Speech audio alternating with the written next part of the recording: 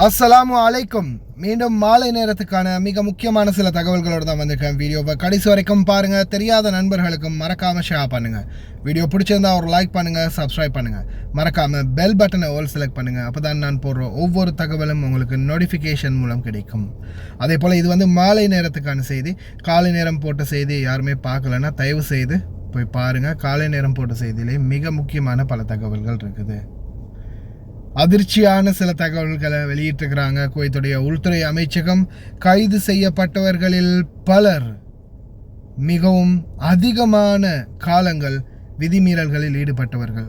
சோதனை தீவிரம். 2002ஆம் ஆண்டிலிருந்து அக்காமா இல்லாதவர்கள் கைது செய்யப்பட்டுள்ளனர். பணிப்பெண், டெலிவரி ஓட்டுநர், தேவையில்லாத சில வேலைகளால் பல பேருக்கும் பிரச்சனைகள், அசிங்கமான சில செயல்பாடுகள். தொடர்ந்து வீடியோ பாருங்க. குவைத்துடைய மனித வளத்துக்கான பொது ஆணையகம் மிக முக்கிய எச்சரிக்கையை விடுத்திருக்கிறாங்க. முதலாளிகளுக்கு தொழிலாளர்களின் பாதுகாப்பு மற்றும் ஆரோக்கியத்தை பேணுவதற்காகவும் மற்றும் நேரடியாக சூரிய வெப்பத்தில் பணிபுரிவதால் உண்டாகும் தீய மற்றும் எதிர்மறை விளைவுகளிலிருந்து அவர்களை காப்பாற்றுவதற்காகவும் அனைத்து தொழிலாளர்களின் உரிமையாளர்களும் சூரிய வெயில் மற்றும் திறந்த வெளியில் பணிபுரிவதற்கு தடை விதிக்கப்பட்டுள்ளது. காலை 11 மணி முதல் மாலை 4 மணி வரை ஒவ்வொரு ஆண்டும் ஜூன் மாதம் முதல் ஆகஸ்ட் 30 வரை இந்த நடைமுறை பின்பற்றப்படும். இந்த நடைமுறையை மீறும் பட்சத்தில் முதலாளிகளுக்கும் அபராதம் விதிக்கப்படும் மற்றும் தொழிலாளர்களை இந்த நாட்டுக்கு கொண்டு வருவதற்கான அனுமதிகளில் மறுப்பு தெரிவிக்கப்படும். அதே போல தொழிலாளர்கள் இதே இடத்தில் வேலை செய்து பிடிபட்டாலோ அல்லது அவர்கள் இந்த விதிகளை மீறி இருந்தாலோ உடனடியாக நாடு கடத்தப்படுவார்கள். அது டெலிவரி பைக் ஓட்டுநர்களே உங்களுக்கும் பொருந்தும் என்பதை ஞாபகத்தில் வச்சுக்கோங்க. அதே மாதிரி தான் தொழிலாளர்களாகிய உங்களை யாராவது உங்களுடைய முதலாளிகள் கட்டாயப்படுத்தி வெயிலில் வேலை வாங்கினால் 24 93 61 92 என்ற வாட்ஸ்அப் இலக்கம் ஊடாக புகார்களை அளிக்கலாம் என்பதையும் மனித வளத்துக்கான பொது ஆணையகம் தெரிவிச்சிருக்கிறாங்க. இன்னொரு மிக முக்கியமான தகவலை பார்த்துட்டு போயிடலாம். தற்போது சிரியா, துருக்கி இந்த 2 நாட்டுக்கிடையே போர் சூழல் ஆரம்பமாக போகுது அப்படின்னு தெரிவிக்கிறாங்க. சிரியா, துருக்கியில் ரீசெண்டாக இடம்பெயர்ந்த சிரியர்களை தாக்கி அவங்களுடைய இருப்பிடங்களை அழித்த காரணத்தால் சிரிய நாட்டிலிருந்து தற்போது படைகள், ஒரு சில ஆயுத படைகள் துருக்கி நோக்கி தாக்குதல் நடத்துகிறாங்க. இது 2 நாடுகளுக்கும் இடையே போர் வெடித்தால் பல பிரச்சனைகளுக்கு முகம் கொடுக்க வரும் அப்படின்னு தெரிவிக்கிறாங்க. இது இன்னைக்கு குவைத் செய்திகளில் மிகவும் முக்கியமாக பகிரப்பட்ட ஒன்று. இப்போ வாங்க மிக முக்கியமான தகவலை பார்க்கலாம். ஜஹரா பகுதிகளில் ஒரு பங்களாதேஷ் நாட்டவர் பிடிபட்டிருக்கிறாரு. இந்த பங்களாதேஷ் நாட்டவர் கிட்டத்தட்ட 2002ஆம் ஆண்டிலிருந்து அக்காமா இல்லாமல் இந்த நாட்டில் இருந்திருக்கிறார் அப்படின்றது தெரிய வந்திருக்குது. மீட்பு காவல் படை அவரை கைது பண்ணியிருக்கிறாங்க. அடுத்த மிக முக்கியமான தகவல் என்னன்னு பார்த்தீங்கன்னா, குவைத்துடைய உள்துறை அமைச்சகம் கல்வி அமைச்சகத்தில் இருந்து கிட்டத்தட்ட 90 ஆண் மற்றும் பெண் ஊழியர்கள் கைது செய்யப்பட்டிருக்கிறாங்க. இதுல ஒரு சிலர் 30 வருடங்களாகவும் மற்றும் ஒருவர் 22 வருடங்களாகவும் விதிமீறலில் ஈடுபட்டிருந்ததாக தெரிய வந்திருக்குது. அவர்களில் பெரும்பாலானோர் எகிப்திய நாட்டவர்கள், 49 மீறுபவர்கள் எகிப்திய நாட்டவர்கள் மற்றும் சிரிய நாட்டவர்கள் 12 பேர் என்பது தெரிய வந்துள்ளது. அதே போல ஜோர்தான் நாட்டவர்கள் 6 பேர் என்பதும் கண்டறியப்பட்டுள்ளது. இதில் குறைந்தபட்சம் 13 பேர் விசிட் வீசாவில் இந்த நாட்டுக்கு அதன் பிறகு தொடர்ந்துமே இந்த நாட்டில் வேலை செய்து வந்திருக்கிறார்கள் என்பது தெரிய வந்துள்ளது. அவர்களில் ஒரு சிலர் 16 முதல் 25 ஆண்டுகள் வரை இந்த நாட்டில் சட்டவிரோதமாக தங்கி வேலை செய்திருக்கிறார்கள் என்பது தெரிய வந்துள்ளது. இது போன்ற சட்டவிரோத செயல்களுக்கு நிச்சயமாக கடுமையான சட்ட நடவடிக்கைகள் எடுக்கப்படும். இந்த நாட்டில் சட்டவிரோதமாக இத்தனை வருட காலமாக இருந்து இவங்க அதுவும் பார்த்தீங்கன்னா கல்வி அமைச்சகம், உள்துறை அமைச்சகம், சுகாதார அமைச்சகம், இது போன்ற பல அமைச்சகங்களில் வேலை பார்த்துருக்குறாங்க அக்காமா இல்லாமல். அதே மாதிரி விசிட் வீசாவில் ஒரு சிலர்.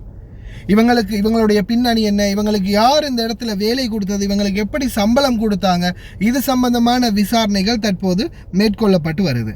அதே போல் பார்த்தீங்கன்னா குவைத்துடைய ஜிலீப் ஷோக் மற்றும் கைதான் ஃபர்வானியா இது போன்ற பகுதிகளில் இரவு நேரங்களிலையும் தொடர்ந்து சோதனைகளை ஏற்படுத்த உள்துறை அமைச்சகத்தின் துணை செயலாளர் லெப்டினன்ட் ஜெனரல் ஷேக் சாலிம் நவாஃப் அஹ்மத் அல் சபா அவர்கள் தெரிவித்துள்ளார்.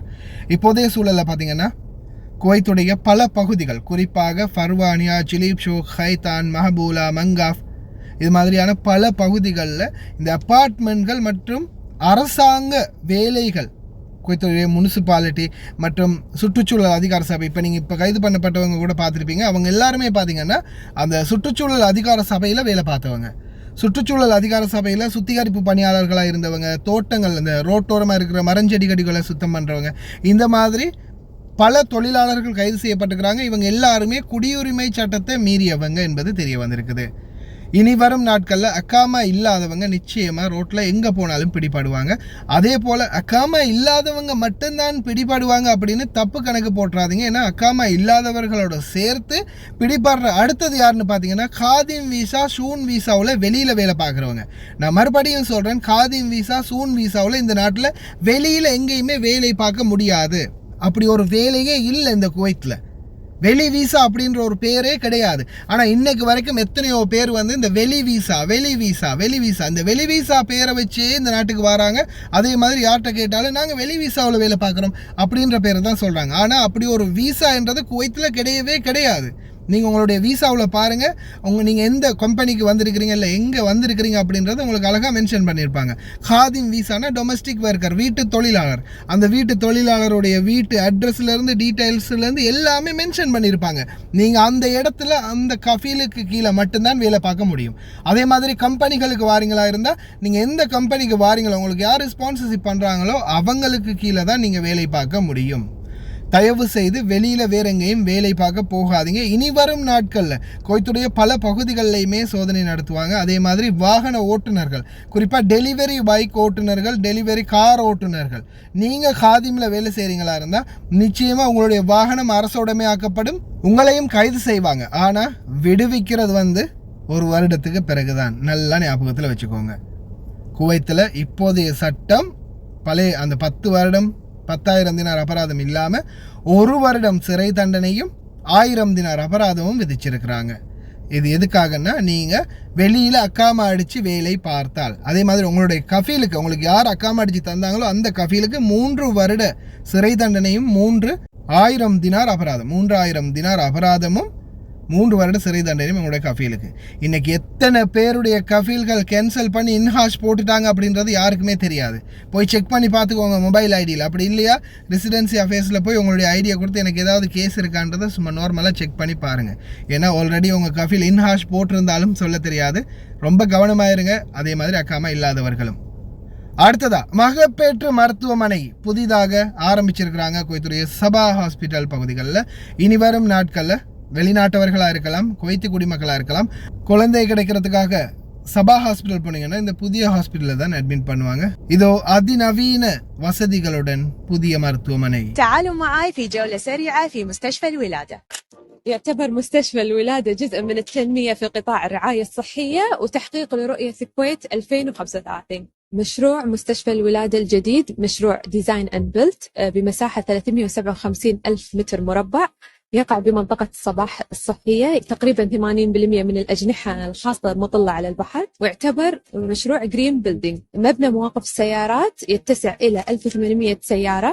مبنى العيادات الخارجية يحتوي على 81 عيادة أمراض النساء وولادة، منها 9 لقسم الأطفال. المبنى الرئيسي مكون من سرداب ودور أرضي و17 طابق بسعة 789 سرير. في 19 جناح للمرضى خاص بسعة 460 سرير، 80 intensive care unit، 249 NICU. عندنا 59 delivery ward جناح للولادة، 28 غرفة عمليات الولادة الطبيعية والقيصرية. عندنا MRI، CT scan، emergency X-ray، central department، 126 ultrasound. عندنا 3 صيدلية مركزية، عيادات خارجية وحوادث. أما المختبر يشمل جميع الأقسام، عندنا مايكروبيولوجي، هيماتولوجي، بلاد بانك، بايوكيمستري. حاليا الوضع الحالي جاء للنقل التدريجي من مستشفى الولادة القديم إلى مستشفى الولادة الجديد. نبنى تقريبا شبه جاهز، والانتقال التدريجي إن شاء الله شغالين عليه شوي شوي. وإحنا كدورنا كمكتب شؤون هندسية نحافظ على سلامة المرضى ونحافظ على سلامة المبنى والصيانة الدورية بشكل مستمر. واحنا موجودين هنا تقريبا 24 ساعة في خدمة المرضى وفي خدمة المنشأ.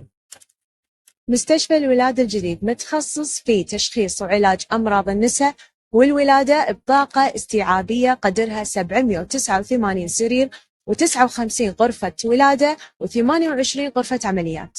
ومن مميزاتها بعد تم توفير 249 سرير للأطفال الخدج. موقع مميز على ساحل جون الكويت وإطلالة جميلة على الخليج العربي من غرف المرضى. நம்மளோட அந்த போனஸ் சம்பந்தமாக பேசின லோயர் இப்போ ரீசெண்டாக ஒரு வீடியோ போட்டிருக்காரு. அதை வந்து எல்லாருமே ஷேர் பண்ணிட்டு இருக்கிறீங்க. காதிம் வீசா ஓப்பன் ஆகிடுச்சு, காதிம் டு ஷூன் வந்து போய் கொள்ளலாம், ஆனால் 2 வருடம் இது வந்து வேலை செஞ்சுருக்கணும் பழைய கஃபீல்ட் அப்படின்னு. இந்த வீடியோவை எத்தனை பேர் இப்போ வரைக்கும் பார்த்துருக்கிறீங்க? سؤال متكرر. العمالة المنزلية مادة 20 هل تم السماح بالتحويل إلى مادة 18 شؤون ولا ما تم السماح؟ وإذا كان تم السماح ما هي الشروط؟ أولا يجب أن الكل يعرف أن معالي وزير الداخلية حسب ما نشر في وسائل التواصل الاجتماعي قام بتوجيهات إلى مدير القوى العاملة أنهم يشوفون قانون أو آلية لفتح المجال للمادة 20 أنهم يحولون مادة 18. ومن ضمن هذه الاقتراحات أن يكون يعمل عند صاحب الشركة بصفة خادم لمدة 2 ولكن إلى الآن هذا مجرد أقاويل واقتراحات ولم يصدر قرار. ஆரகுறையா விளக்கங்களை தெரிஞ்சிட்டு தயவு செய்து வதந்திகளை பரப்பாதீங்க. அவர் வந்து தெளிவாக தான் சொல்லியிருக்கிறாரு. அவர் என்ன சொன்னார்னா, இப்போதைக்கு பேச்சுவார்த்தை நடத்தியிருக்கிறாங்க. கடந்த காலங்களில் இருந்த சட்டம் என்னென்னு பார்த்தீங்கன்னா, ஒரு கஃபீலிடம் 2 வருட காலம் பூர்த்தி செஞ்சிருக்கணும். ஒரு ஸ்பான்சர்கிட்ட ஒரு தொழிலாளர் 2 வருட காலம் பூர்த்தி செஞ்சுருக்கணும். அவருடைய எக்ரிமெண்ட் காலத்தை வந்து முடிச்சிருக்கணும். அந்த கான்ட்ராக்ட் வந்து 2 வருடம். சாதாரணமாக ஒரு தொழிலாளர் வரும்போது 2 வருட கான்ட்ராக்ட். அந்த 2 வருட கான்ட்ராக்ட் அவர் பூர்த்தி செஞ்சிருக்கும் பட்சத்தில் அவருக்கு காதிமிலிருந்து ஷூனுக்கு மாற்றி கொள்ளலாம். அதே மாதிரி பார்த்தீங்கன்னா, இதுக்கு முன்னாடிய சட்டம் எப்படி இருந்துச்சுன்னா, நஃப்சக் கஃபீல் பழைய கஃபீலுக்கிட்டே நம்மளுடைய அதே கஃபீலுக்கிட்டேயே கம்பெனி இருந்தால் நம்ம மாறிக்கொள்ளலாம் அப்படின்ற சட்டம் இருந்துச்சு. ஆனால் அது வந்து இப்போயுமே நடைமுறையில் இருக்குது. அது அந்த 2012ஆம் ஆண்டு 14ஆம் ஆண்டு வந்த சட்டம். அது இன்னைக்கு வரைக்கும் அது நடைமுறையில் தான் இருக்குது. பழைய கஃபீல்ட்டை நம்ம இப்போ வேணாலும் மாற்றிக்கொள்ளலாம். 350 தினார் வந்து கட்டணம் செலுத்த வரும் மனிதவளத்துக்கான பொது ஆணையத்துக்கு அதே கஃபீல் வந்து உங்களை வந்து அவருடைய கம்பெனிக்கு ஷூன் வீசாக மாற்றிக்கொள்ளலாம். ஆனால் இப்போதைய சட்டம் எந்த கம்பெனிக்கு வேணாலும் மாறிக்கொள்ளலாம். நீங்கள் எதில் வேணாலும் மாறிக்கொள்ளலாம். அது எந்த செக்டாராக வேணாலும் இருக்கலாம். அகலி வீசாவில் வந்து நீங்கள் வேண்டிய செக்டாருக்கு மாறிக்கொள்ளலாம் அப்படின்றத தெரிவிச்சிருக்கிறாங்க. ஆனாலும் இன்னும் உத்தியோகபூர்வ தகவலை தெரிவிக்கலை. எத்தனை வருஷம், எவ்வளவு கட்டணம், என்ன செய்யணும், என்ன ப்ரொசீஜர் எதுவுமே இன்னும் தெரிவிக்கலை. தயவு செய்து பதட்டப்படாதீங்க, அவசரப்படாதீங்க. அதே மாதிரி நாட்டிலிருந்து அவசரமாக கிளம்பி வராதீங்க. ரிலீஸ் எடுத்து உடனே மாற்றணும் அப்படின்னு கொஞ்சம் பொறுமையாயிருங்க. இந்த கானூன் வந்து ஓகே அனௌன்ஸ் பண்ணிட்டாங்க இது கொடுக்க போகிறோம் அப்படின்னு, ஆனால் இன்னும் கொடுக்கலை. அதனால் தயவு செய்து தேவையில்லாத வதந்திகளை பரப்பாமல், தேவையில்லாத விடயங்களை பற்றி பேச்சுவார்த்தை நடத்தாமல் பொறுமையாயிருங்க. இன்ஷா அல்லாஹ் விரைவில் கிடைக்கணும் அப்படின்னு பிரார்த்தனை பண்ணுங்க. உணவு மற்றும் சத்துணவு பொது ஆணைய குழுவினர் ஆய்வு பயணத்தை மேற்கொண்டுள்ளார்கள் ஷார்க் மீன் சந்தையில். உணவு மற்றும் ஊட்டச்சத்து பொது ஆணையகத்தின் நீர்முனை உணவு மையத்துறை தலைவர் மிஷாரி அல் சுலைலி தற்போது அனைத்து மீன் கடைகளிலும் பாதுகாப்பு சோதனைகளை மேற்கொண்டு வராங்க. உணவு ஊட்டச்சத்து பாதுகாப்புகள் சம்பந்தமாக مين شانديقل வேலை பார்க்கக்கூடியவர்களுடைய கவனத்தில். بخصوص طال عمرك الجولات التفتيشيه على مدار الساعه التاكد من سلامه الغذاء وصلاحيه الاستهلاك الادمي. بخصوص المزاد عندنا مزادين، مزاد الفجر ومزاد العصر. مزاد الفجر يكون مستورد فيتم التاكد من صلاحيه الماده الغذائيه قبل دخولها المزاد وبعد وكذلك المحلي. بعد طال عمرك يتم التاكد من متابعتها بالبساط على مدار الساعه، جولات تفتيشيه للتاكد من عدم تغير خواص الماده الغذائيه من سواء اللون او الرائحه او القوام، تاكد انها سليمه ويتم الفحص عن طريق الكشف الظاهري او عن طريق الكشف المختبر. في حاله صدور النتيجه ان الماده غير صالحه للاستهلاك الادمي يتم تحرير محضر مخالفه مع محضر اتلاف للماده الغذائيه ويتم تحرير المحاضر. عندنا في نوعين اللي هو يجوز الصلح ولا يجوز الصلح. يجوز الصلح يتم دفع غرامة الصلح عند الهيئة العامة للغذاء والتغذية، واللي لا يجوز فيها الصلح يتم تحويلها إلى النيابة العامة. طيب استاذ بشاري، بالنسبه احنا الحين على موضوع البسطات، السمك اللي موجوده الان هو طبعا في مستورد وفي محلي. الحين نتكلم الان بالنسبه كيف تتخذون انتم، كيف تراقبون هذه الماده الغذائيه المحليه وكذلك ايضا المستورده؟ اكيد في هناك خصائص معينه تكتشف اذا كانت هذه صالحه للاستهلاك الادمي او لا. نبي نعرف ما هي الخصائص. الخصائص تظهر فيها الفساد هي الأساسية الثلاثة، اللي هي الرائحة والقوام واللون. هذه تبدا وياك بدات تتغير الخواص هذه، يعني بدات الماده يصير فيها تحديث، فيها فساد، فيها تالفه، يعني تبدا تاخذ اجراءاتك فيها. نعم. سواء عن طريق تاخذ المختبر، او ان اذا شكيت فيها تاخذها المختبر ترسلها، او انك تاخذ اجراءك فيها اذا كانت فاسده فعليا. احنا بنتعرف ما بعد ذلك، يعني انتم الان محاضر في رصد ماده مخالفه. طبعا الماده الغذائيه الغير صالحه للاستهلاك الادمي في حال تحرير المحاضر، الاجراءات ما بعد ذلك شنو الاجراءات القانونيه؟ هل في يعني نقول اغلاق البسطه مثلا، او في اتخاذ اخرى تحويل الى النيابه؟ نبي نعرف اجراءات الهيئه. بالاجراءات الهيئه بخصوص هذه تحول المخالفه مباشره للنيابه اذا غير صالح للاستهلاك الادمي، هذه مخالفه جسيمه. ஒரு சிலர் செய்த தவறு, ஒரே ஒருத்தர் இல்லாட்டி 2 பேர் செய்கிற தவறு ஒட்டுமொத்த சமுதாயத்தையும் பாதிக்கும் அப்படின்றதுக்கு காரணம் இதுதான். ஒரு பணிப்பெண் வீட்டுக்கு வெளியில் டெலிவரி ஆர்டர் வருது, டெலிவரி ஆர்டர் எடுக்க போகிறாங்க. இவங்க போய் டெலிவரி ஆர்டரை எடுக்கும்போது அந்த நபர் வந்து கொஞ்சம் சில்மிசன் பண்ணுறாரு.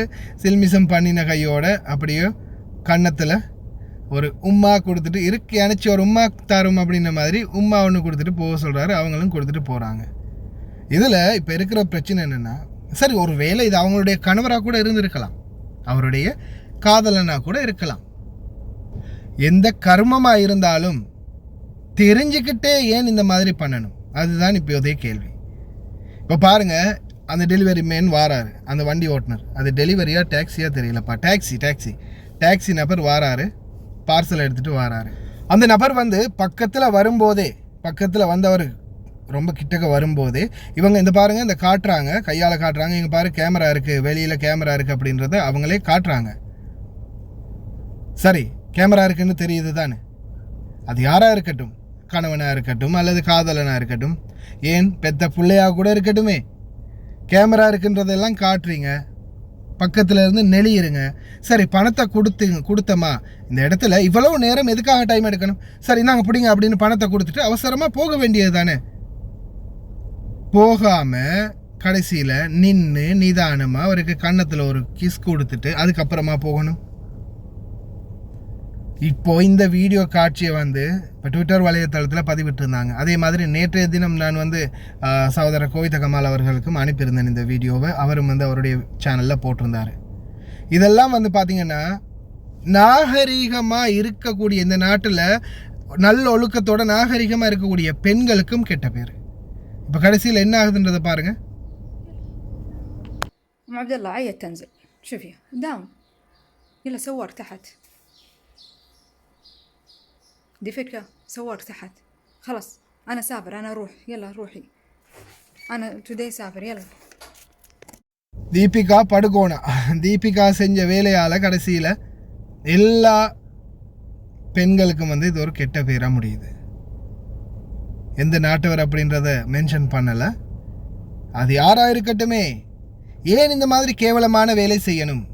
எத்தனையோ பெண்கள் இன்றைக்கி வந்து இந்த நாட்டில் ரொம்ப கஷ்டப்படுறாங்க. அவங்களுடைய வேலைகளில் வந்து எவ்வளவோ கஷ்டம் இருந்தாலும் அதை சகிச்சுக்கிட்டு 2 வருடத்தை முடிச்சுட்டு நாட்டுக்கு போய் சேர்ந்துருவோம் அப்படின்னு போகக்கூடிய எத்தனையோ பணிப்பெண்கள் இன்றைக்கும் இந்த நாட்டில் இருக்கிறாங்க, ஆண்களும் இருக்கிறாங்க. இந்த மாதிரி ஒரு சிலர் செய்கிற கேவலமான செயலால் வெளிநாடுகளில் இருக்கக்கூடிய அனைத்து பெண்களும் ஆண்களும் இப்படித்தான் அப்படின்ற ஒரு முத்திரையை வந்து குத்திடுவாங்க. ஏன் இன்றைக்கும் எத்தனையோ பேர் நாட்டுக்கு போனால், நம்மளுடைய பெண்கள் வெளிநாட்டிலேருந்து போனவங்க நடந்து போனால், அடே இங்கே பாடுறா வெளிநாட்டு ஐட்டம் ஒன்று வருது அப்படின்னு சொல்லக்கூடிய எத்தனையோ கேவலங்கட்ட ஜென்மங்கள் இன்றைக்கு வரைக்கும் இருக்கத்தான் செய்யுது. வெளிநாட்டு பெண்கள் போனாலே அவங்கள ஒரு வேறு மாதிரியான ஒரு கண்ணோட்டத்தில் பார்க்கக்கூடியவங்க. அதுக்கெல்லாமே காரணம் இதுதான். இந்த மாதிரியான ஒரு கேவலமான செயல்பாடுகள் ஒரு சிலர் செய்கிற செயல்பாடுகளால் தான் எல்லாருமே பாதிக்கப்படுறாங்க. அந்த சமுதாயத்தில் உள்ள அனைவருமே பாதிக்கப்படுறாங்க. இதை பற்றி டைம் எடுத்து மக்களுக்கு தெளிவுபடுத்தி பேசினா ஒரு சிலருக்கு பின்னால் மிளகா அரைச்சி பூசின மாதிரி இருக்குது. ஏன்னு தெரியல. ஒரு சிலருக்கு இவ்வளவு நேரம் எதுக்கு பேசுகிறீங்க, இவ்வளோ நேரம் எதுக்கு டியூஷன் எடுக்கிறீங்க? எவ்வளவோ டியூஷன் எடுத்தாலும் சில மக்களுக்கு புரியுதில்லை. ஆஃப்டர் ஆல் என்னுடைய வீடியோ பார்க்கக்கூடியவங்க லைக்குன்னா என்னென்னு தெரியாத மக்கள் எத்தனையோ பேர் இருக்கிறாங்க. அந்த மாதிரி பாமர மக்களுக்கு உங்களை மாதிரி படிப்பாளிகளுக்கு சொல்லித்தர மாதிரி என்னால் சொல்ல முடியாது. அந்த மக்களுக்கு தெளிவாக எவ்வளோ புரிய வைக்கிறணுமோ அவ்வளோவுக்கு புரிய வச்சு தான் சொல்ல முடியும். என்னுடைய வீடியோவை யார் யாரெல்லாம் பார்க்க பிடிக்குதோ பாருங்கள். யார் யாருக்கெல்லாம் பார்க்க பிடிக்கலையோ போகும்போது அன்சப்ஸ்கிரைப் பண்ணிவிட்டு கிளம்பி போயிருங்க. எனக்கு எந்த பிரச்சனையும் இல்லை. நான் என்னால் முடிந்தது மக்களுக்கு 4 நல்ல தகவல்களை தான் கொண்டு கொடுக்குறேன். அதுவும் முக்கியமாக மக்கள் தெரிஞ்சு கொள்ள வேண்டியது. இது குர்துபா பகுதிகளில் இப்போதைக்கு ட்ரைனேஜ் லைனை மறுபடியும் புதுப்பிக்க ஆரம்பிச்சிருக்கிறாங்க குவைத்துடைய பணி அமைச்சகம். குர்துபா பகுதிகளில் இருக்கக்கூடிய தொழிலாளர்கள் எதிர்பார்த்துருங்க. உங்களுடைய வீட்டுக்கு முன்னாலேயும் சடனாக உங்களுடைய வீட்டு பார்க்கின்களை இந்த மாதிரி தோண்டி அந்த இடத்துல வேலைகள் செய்யலாம். பார்க்கின்களை தோண்டி இந்த கல்லெல்லாம் எல்லாம் இது பண்ணிட்டு போயிடுவாங்க. சில நேரங்களில் 1 நாள் 2 நாள் கழித்து தான் அதை மூடுவாங்க. ஆனால் அந்த பார்க்கினை மூடி அதெல்லாம் செஞ்சு வச்சுட்டு போனதுக்கு அப்புறமா தான் ஓட்டுநர்கள் அந்த வண்டி கழுவும் போதோ வண்டி பார்க்கும் பண்ணும்போதோ அந்த டிஃப்ரெண்ட் தெரியும். ரொம்ப டார்ச்சலாக இருக்கும். அடுத்ததா குவைத்துடைய தெருநாய்களுடைய தொல்லைகள் தாக்குதல்கள் அதிகரிச்சிருக்குது. கிட்டத்தட்ட இந்த ஆண்டுக்குள்ள மட்டுமே 1500க்கும் அதிகமான தெருநாய் தாக்குதல்கள் பதிவாகி இருக்குது. தெருநாய்களால் பாதிக்கப்பட்டிருக்கிறாங்க. இப்போ நீங்கள் பார்க்கக்கூடிய வீடியோ காட்சி எங்கன்னா ஷோய்க் ஜும்மா சூக்குக்கு முன்னாடி இருக்கக்கூடிய வாகன பார்க்கிங்கில். இப்போ நான் ரீசெண்டாக ஜும்மா சூக்குக்கு இந்த வாரம் போயிருந்தேன். போன நேரத்தில் வண்டியை நிறுத்திட்டு அந்த பார்க்கிங்கில் நிறுத்தியிருந்தேன். ஒன்றுமே செய்யலை, நான் எதுவுமே செய்யலை. வண்டியில் சும்மா பார்க்கிங்கில் நின்று நான் அந்த வீடியோ மட்டும்தான் எடுத்தேன். வண்டிக்குள்ளேருந்து வீடியோ எடுத்தது மட்டும்தான். நான் வண்டிக்குள்ளேருந்து சும்மா வீடியோ எடுத்ததுக்கே இந்த நாய்கள் விரட்டி வருது. அதுவும் ஒவ்வொரு நாயும் பார்த்திங்கன்னா சடைச்சி போய் ஆட்டு சைஸுக்கு இருக்குது. ஒவ்வொரு செம்மறி ஆட்டோட சைஸுக்கு இருக்குது இந்த ஷோய்க் பகுதிகளில் இருக்கிற ஒவ்வொரு நாய்களும். கறிக்கடைகள் அங்கே இங்கே குப்பைகள், கோழி குப்பைகள், ஆட்டு மாட்டு குப்பைகள், அந்த கறிக்கடைகள்லேருந்து கொண்டு வர கழிவுகள் எல்லாம் கொண்டு போய் எங்கேயாவது வீசிடுறாங்க. அதெல்லாம் திண்டு சும்மா சடைச்சி போய் வளர்ந்து நிற்குது. ஒவ்வொரு கடிச்சிச்சின்னா நிச்சயமாக உடம்புலேருந்து 1 கிலோவாவது 1 ஷாட்டில் எடுத்துரும். அந்தளவு ஆபத்தான சூழல் இருக்குது. சும்மா சூக் இந்த இருக்கு பாருங்கள். இது நான் நினைக்கிறேன் கேட் நம்பர் 9, 10, 11, 8, 7 இந்த லைனில் தான் வண்டிகளை நிறுத்தியிருக்கும் போது இந்த நாய்களுடைய தொல்லை அதிகமாக இருக்குது. தயவு செய்து ஜும்மா சூக் பகுதிகளுக்கு போகிறவங்க ரொம்ப கவனமாக இருங்க. இந்த வீடியோ காட்சியை பாருங்கள். சும்மா இருக்கும் போதே எப்படி குலைச்சி விரட்டி வருதுன்னு.